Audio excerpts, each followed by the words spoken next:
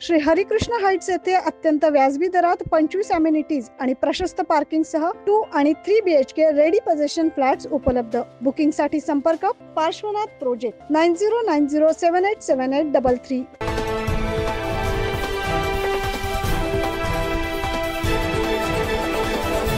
राज्य उत्पादन शुल्क विभागाकडून MPDA अंतर्गत जिल्ह्यात पहिलीच कारवाई करण्यात आली आहे। या कारवाई अंतर्गत एका संशयितास स्थानबद्ध करण्यात आलंय। महावीर अरुण कौलकर वाघाडी असे स्थानबद्ध केलेल्या संशयिताचे नाव आहे। याविषयी अधिक माहिती राज्य उत्पादन शुल्क विभागाचे अधिकारी योगेश सावखेडकर यांनी दिली आहे।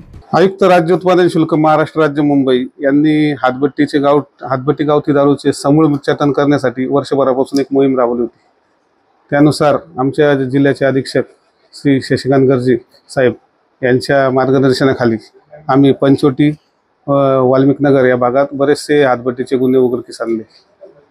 त्यामध्ये महावीर अरुण कौलकर या इसमावर जवळजवळ 7 ते 8 गुन्हे नोंदवण्यात आले होते। त्यानुसार त्याच्यावर MPDA अंतर्गत कारवाई होण्यासाठी आम्ही माननीय पोलीस आयुक्त नाशिक शहर यांच्याकडे प्रस्ताव सादर केला होता।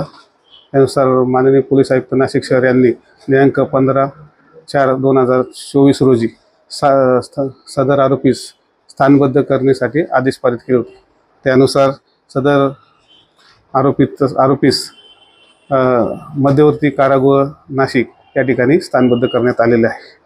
राज्य उत्पादन शुल्क विभागाने हातभट्टी गावठी दारूचे समूह नष्ट करण्याबाबत गेल्या वर्षभरापासून मोहीम राबवली होती। त्या अनुषंगाने शहरातील वाल्मिकी नगर पंचवटी या भागात हातभट्टी गावठी दारू विक्रेत्यांवर गुन्हे दाखल करण्यात आले। नाशिक शहर पोलीस आयुक्त संदीप कर्णिक यांनी स्थानबद्धतेची कारवाई करण्याचे आदेश दिले होते।